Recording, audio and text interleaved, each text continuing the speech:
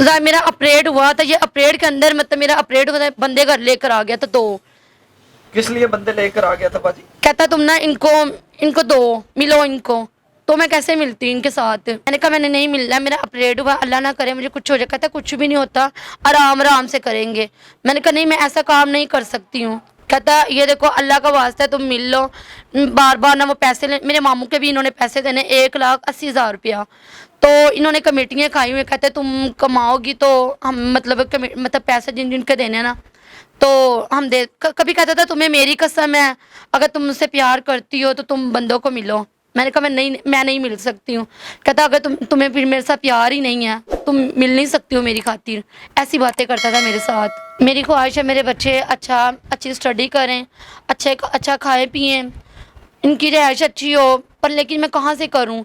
कोई कहता है शादी कर लो, ये नहीं देखते हैं। अभी मैं खुद परेशान हूँ ना। तो मतलब अभी पहला नोटिस आया और लोग मुझे कह रहे हैं शादी कर लो, कोई कहता हमें मिल लो, देने के बावजूद मुझे गंदी गंदी बातें करते हैं।